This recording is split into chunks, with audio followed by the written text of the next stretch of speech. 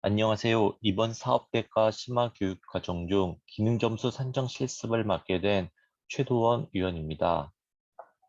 이번 시간은 기능점수 산정 및 검증 실습에 앞서 학습자분들이 좀 더 효율적인 산정과 검증을 위해 기능점수 산정과 검증 방법에 대한 팁을 먼저 설명을 드리도록 하겠습니다. 그럼 화면에 나와 있는 장표를 보면서 하나하나 설명을 드리도록 하겠습니다. 먼저 기능점수 산정 팁입니다. 첫 번째 팁, 실제 테이블을 데이터 기능으로 산정하지 말라. 실제 DB의 물리적 테이블을 데이터 기능으로 산정하는 오류, 논리적으로 그룹핑, 예로 기본과 상세는 하나의 데이터 기능으로 식별해라. 정통법으로 데이터 기능 기능 점수 산정 시 물리적 테이블 하나하나를 논리 테이블로 식별하는 경우가 있습니다. 그럴 경우 데이터 기능 점수가 과다하게 산정되는 경우가 있으니 논리적으로 그리핑한 후 서브 테이블은 데이터 기능의 RET로 산정하시기 바랍니다. 두 번째 팁, 동일한 테이블은 중복 산정하지 말라. 어플리케이션 경계 내에서 동일 테이블 중복 산정 오류. 어플리케이션 경계 내에서는 하나의 논리 테이블만 산정해야 합니다. 즉 여러 개의 단위 프로세스에서 각각 참조를 한다고 해서 여러 번 산정하는 것이 아니라 내부 논리 파일이 됐든 외부 연계 파일이 됐든 간에 하나의 시스템에서는 중복으로 산정하시면 안 됩니다. 네, 세 번째 팁. 내부 논리 파일과 외부 연계 파일을 동시에 산정하지 말라. 만약에 동시에 산정될 경우에는 내부 논리 파일로 산정하라 란 말입니다. 외부 연계 파일을 복사한 후 필드를 추가하거나 데이터가 입력되는 경우에는 내부 논리 파일로 식별하고 데이터만 단순하게 참조할 경우에는 외부 연계 파일로 식별하시면 됩니다. 네 번째 팁, 사용자에게 의미 없는 테이블은 산정하지 말라. 코드성 테이블이나 로그 테이블, 템프 테이블, 백업용 테이블, 예, 그리고 시스템 관리자용 테이블. 이 시스템 관리자용 테이블은 사용자가 인식하지 못하는 시스템 설정 정보 같은 걸 말합니다. 여기서 사용자란 측정하고자 하는 시스템을 사용하는 유저 또는 관리자, 그리고 그 시스템과 연계된 타 시스템을 말하며 코드성 테이블이나 로그 테이블인 경우에도 어떤 비즈니스에 의미가 있는 경우에는 산정 대상이라고 보시면 됩니다. 다섯 번째 팁, 출력은 외부 출력, EO가 아니다.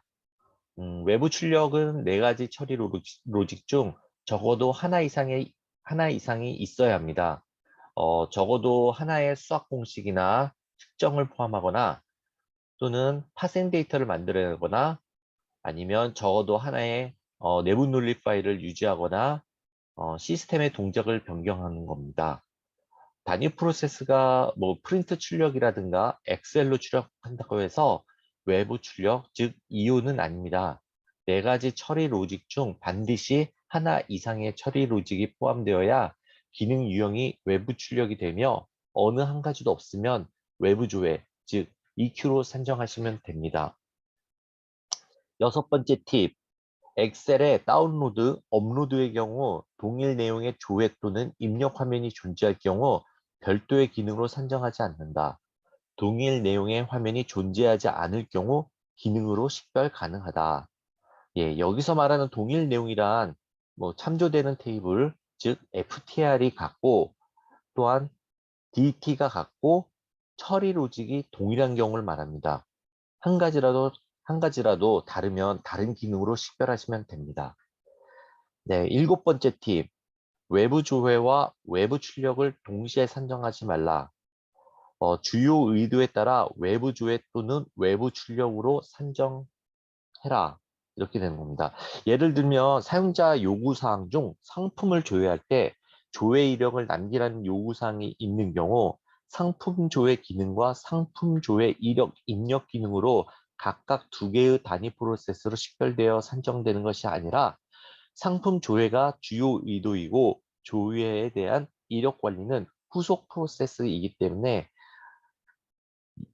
요구사항은 하나의 단위 프로세스로 산정하며 외부 출력으로 식별하시면 됩니다. 네, 다음 장 보도록 하겠습니다. 8번째 팁, 데이터와 연관되지 않는 트랜잭션 기능은 산정에서 제외된다. 홈페이지에서 단순 기관 소개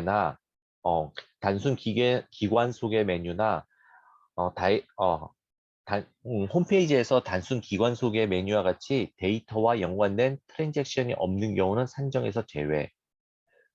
정적 데이터, 즉 한 번 세팅하고 거의 변하지 않는 데이터를 조회하는 경우에는 트랜잭션 기능으로 산정하시면 안 됩니다. 9번째 팁, 패키지가 도입되는 개발 사업은 유의하라. 패키지에서 제공되는 기능을 기능 점수로 중복 산정하지 않는다. 패키지에서 제공되는 기능들은 산정하지 말고 저희가 이제 커스터마이징 되는 기능만 산정하시면 됩니다. 네, 10번째 팁입니다. 사용자가 인식하는 동일한 기능에 중복된 게시판 기능은 하나의 기능으로 식별, 추가로 반복적으로 호출되어지는 팝업 화면은 별도로 산정하지 않음. 홈페이지 메인 화면에 게시판 요약 페이지와 게시판 메인 화면이 있을 경우 게시판 요약 조회 기능은 중복 기능으로 볼 수 있어서 산정해서 제외하시면 됩니다.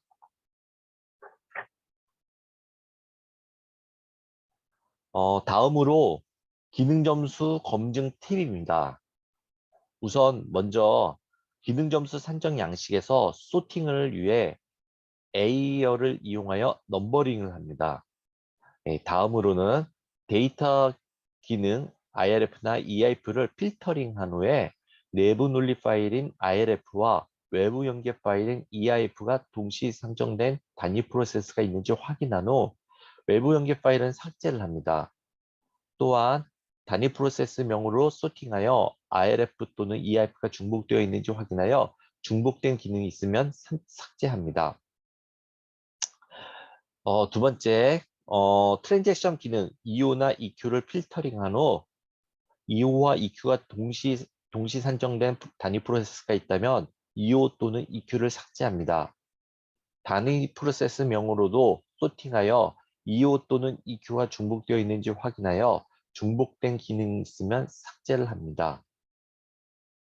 세 번째, 용어 사전을 이용하여 텍스트 필터 후 오류를 제거하고 네 번째, 단위 프로세스별로 기능 점수 룰 검증을 하시면 됩니다. 마지막으로 비고란을 이용하여 유사한 분류별로 크로스 체크하시면 됩니다.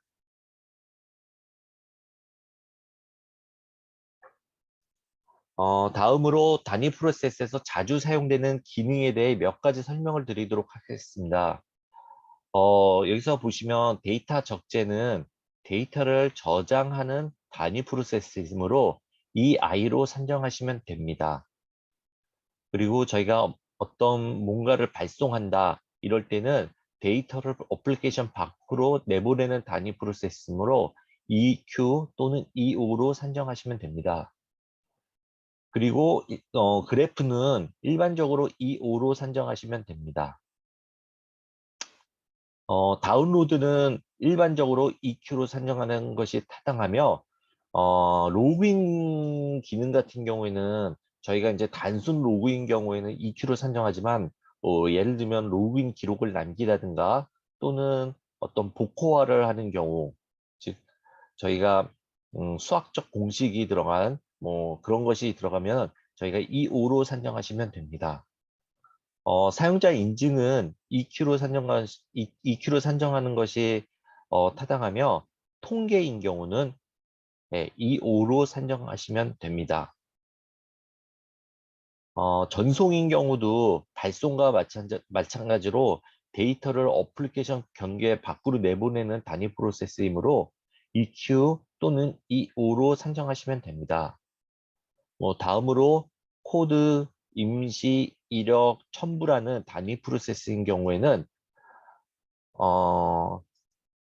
이런 경우에는 보통 산정에서 제외되지만은 사용자 요구가 요구사항이 명시된 경우에는 기능으로 산정하시면 됩니다. 네, 이상으로 기능 점수 산정 및 검증 팁에 대해 알아보았습니다. 끝까지 시청해 주셔서 감사합니다.